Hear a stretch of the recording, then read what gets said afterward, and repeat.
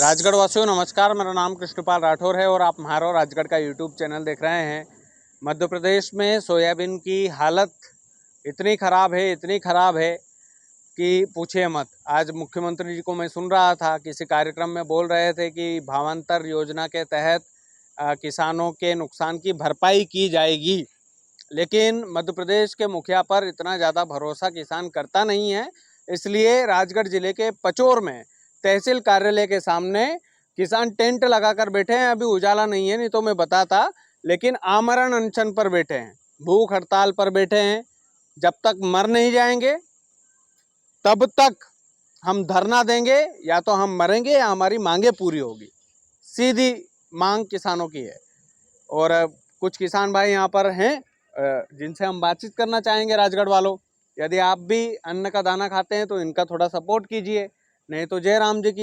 बाकी भाई साहब, आपका बहुत बहुत स्वागत। नमस्कार भाई साहब। पहला सवाल यही है कि अभी तकरीबन 7 ही बजे हैं, सब लोग किसान भाई चले गए हैं अपने अपने काम से, आप लोग भूख हड़ताल पर बैठे हैं, उद्देश्य क्या है?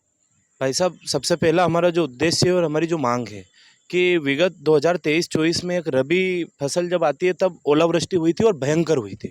उसमें ऐसी स्थिति बनी थी क्योंकि कमलनाथ सरकार गई थी और भारतीय जनता पार्टी की सरकार आई थी। तो उस समय में मतलब जो प्याज था, तो उस प्याज में भी छेद हो चुके थे। इतनी भयंकर ओलावृष्टि यहाँ पर हुई थी हमारे क्षेत्र में। सरकार ने, आप जानते हैं, माना कि नुकसान हुआ तो 1000-2000 रुपये का लॉलीपॉप समान मुआवजा देकर और किसान को शांत कर दिया। उसके बाद हमने कई प्रकार से ज्ञापन दिए, आवेदन दिए, जानकारी सरकार तक पहुंचाने की कोशिश की, लेकिन जब भी कोई एक नॉर्मल व्यक्ति अगर बात उठाने की कोशिश करता है तो या तो उसे कांग्रेसी सिद्ध कर दिया जाता है या उसे किसी भी बहाने से दबाकर घर बिठा दिया जाता है। अब वो कोई आप समझते हैं दबाना क्या कहते हैं, तो मतलब कई प्रकार से उसे दबा दिया जाता है। नहीं तो जैसे अभी मैं आया तो आप 4-5 लोग बैठे हुए हैं, पूरे जिले का आप ही ने ठेका ले रखा है क्या? नहीं भाई साहब, जैसे कि हमारे 28 से 30 गांव थे, तो 30 गांवों में जो मन में पीड़ा थी, मतलब कि उस समय में हमारे पास फसल बिल्कुल 0% हो चुकी थी। आज एक बसाब आए थे, उनका ज्ञापन मैं आपको दूंगा और उनका इंटरव्यू आपको मैं दिखाऊंगा वीडियो। वो इतने पीड़ित थे कि अकेले का आवेदन लेके यहाँ आ गए, बोले मेरी 2 बच्चियां हैं, मेरी फसल अभी भी तबाह है। संसद जी के अगुवाई में हम संसद जी का एरिया में ही बैठे हुए हैं, जिसके बावजूद हमें बाहर करा गया है। और यहाँ सांसद जी भी हैं और मंत्री जी भी हैं यहाँ से। हाँ, जिसके बाद भी बाहर कहे गए किसान को। बाहर किसने निकाला? तहसीलदार साहब, क्या बोला उन्होंने? तो आप अंदर धरना नहीं कर सकते, आपका टेंट आप बाहर लगाइए, कहीं भी जाइए, आप तहसील में ये धरना नहीं दे सकते। फिर हम गए, फिर टेंट वाले से बात की, उसके बाद हमने टेंट लगाया, फिर टेंट में बाहर बैठे। वहाँ पे लाइट की व्यवस्था है, ना कुछ पानी की व्यवस्था है, और ना ही कोई अधिकारी सुबह से अभी तक हमारे पास आया है, कल से अभी तक कोई मिलने। कितने लोग आप आमरण अनशन पर बैठे हैं भाई साहब? हम 5 लोग हैं। मैंने 19 तारीख से अन्न का त्याग कर दिया था माँ बुगले मुखी के चरणों में, और उसके बाद से हम कल से आमरण अनशन पर यहाँ बैठे थे। तो हम एक दिन शांति प्रिय बैठे थे, सुबह से तहसीलदार साहब आए, बोले मुझे कोई मतलब नहीं है, आप यहाँ से बाहर निकलिए। हमने बोला कि सर हम शांति प्रिय 5 लोग ही बैठे हैं, 10-20 लोग हमसे मिलने आ रहे हैं।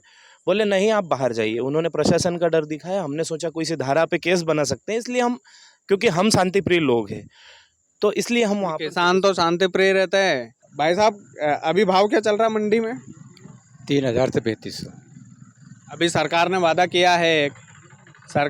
किया है कि हम 5328 रुपये प्रति क्विंटल, ये 53-28 जो भी। ये तो मतलब होली बाद ही सूखेगी सोयाबीन, जब ही खरीदेंगे। तो अभी तो नहीं खरीदेंगे गीली सोयाबीन है तो कोई आवने कोई भाव, इतने माल निकल जाएगा, इतने किसान फ्री हो जाएगा।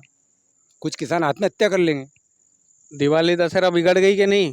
बिल्कुल बिगड़ा रखी हमारा दिवाली दशहरा सब। और आज को तो सुबह को तो 6 बजे आके तहसीलदार साहब ने हमें यहाँ से उठा दिया कि आप बाहर जाइए और कुछ बाहर जाके आपका कुछ भी करिए। और अन्य फोन भी लगा थाने पे कि ये कहीं जगह कुछ विद्रोह कर रहे बैठे बैठे, और हम तो कुछ भी नहीं करे, चुपचाप। हमारे को तो 5 ही आदमी बीजेपी का कट्टर गांव है और सभी व्यक्ति बीजेपी के युवा बैठे हुए हैं, ना कोई कांग्रेसी नहीं है वहाँ पे, पूरे बीजेपी के बैठे हुए हैं। वो तो किसान ही ना, किसान है, बीजेपी में वोट देते आए हम।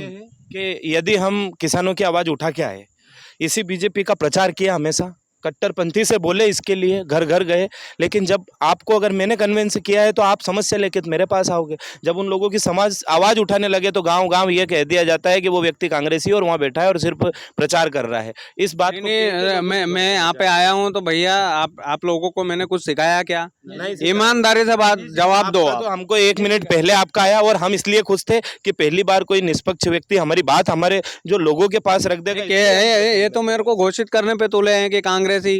भाई साहब, किसान रोटी आप तो भी भाई खाते साहब, हो, राजगढ़ में रोटी तो आपने कांग्रेस के खिलाफ ही प्रश्न पूछे थे। फिर इन लोगों को दिखता नहीं है नहीं, ना। राजगढ़ में आपने कांग्रेस वालों को ही मतलब जो गलती थी उनकी वहां पे आपने उनको भी स्पष्ट रूप से पर्दाफाश किया था। आप तो निष्पक्ष रखते हो, उसमें क्या हो गया? आप तो हम तो आपको वो सारी चीजें है, पर भाई साहब आप लोगों को मैं वाकई में सलाम करना चाहूंगा। नहीं नहीं, बीजेपी कांग्रेस का नहीं होता, किसान किसान हम होता तो है। किसान के लिए मैं यूं बोलता हूं कि इसमें बीजेपी कांग्रेस मत करो। जो वर्तमान में बैठे हुए हैं हमारे मंत्री जी, उनको दोष देंगे हम। दोष उनको देना चाहिए जो रोडमल नागर जी तीसरी बार चुन करके आप लोगों ने ही भेजा है ना। तो आप स्पष्ट तौर पर समझिए, माननीय सांसद जी, माननीय मंत्री जी, माननीय जिम्मेदार लोग, माननीय अधिकारी जी, आप किसानों को बाहर नहीं फेंक सकते। और आप यदि बाहर फेंक रहे हैं तो आपको रोटी की कीमत नहीं पता है। एक आखिरी सवाल है आपसे, आखिरी, ये धरना दबाव में आकर खत्म तो नहीं कर दोगे? भैया या तो मरेंगे, क्योंकि मरना तो अंतिम विकल्प है हमारे पास, ये सरकार बात नहीं सुनेगी तो अगर मरना है तो मरेंगे, चाहे ये लाठियों से मार ले, चाहे ये गोलियों से मार ले, और अगर बात नहीं सुनेंगे तो भी मरेंगे। तो दबने का तो कोई बात है ही नहीं। चाहे ये घर को तोड़वा दे, मुझे बर्बाद कर दे, क्योंकि जिस इंसान ने मरने की ठान रखी है उसको कोई डर नहीं है। दूसरी बात, आप अंदर चल के एक बार मैं आपसे निवेदन करूंगा, उसका वीडियो जरूर बनाइएगा कि श्री राम दरबार की तस्वीर हमारे पास रखी है और राम जी कैसे स्थान पे वहाँ पे हमारे पास बैठे हुए हैं, भगवा ध्वज कैसे स्थान पे हमने लगा रखा। नहीं नहीं, बिल्कुल आपके जज्बे को सलाम है भाई साहब। और आप लोग मेहनत करते रहें। आपका छोटा भाई, हाँ थोड़ा लेट हो गया मैं आने में, लेकिन ठीक है, मैं कल दिन में आने की कोशिश करूंगा, परसों आने की कोशिश करूंगा। जनसंख्या मायने नहीं रखती, लेकिन आप लोगों का प्यार मायने रखते हैं बहुत। और मैंने तो आजीवन मूड बना लिया है भाई साहब। अगर इन्होंने ये बात नहीं मानी तो यहाँ से सिर्फ मेरी लाश जाएगी, उसके पहले तो जीवित तो नहीं जाऊंगा। ये मन पूरा बहुत करना बहुत बहुत धन्यवाद। हो सकता है कि प्रशासनिक अधिकारियों के कान में ये चाहिए। बात मैं भी उनसे गूंजे। हाथ यही जोड़ता नहीं हूँ नहीं, कि बिल्कुल हम सबका सब हाथ जोड़ते हैं। बाकी राजगढ़ वालों, आपके घर में अन्न का दाना आता है, तो इस वीडियो को किसानों के हक में शेयर कीजिए। बहुत बहुत धन्यवाद।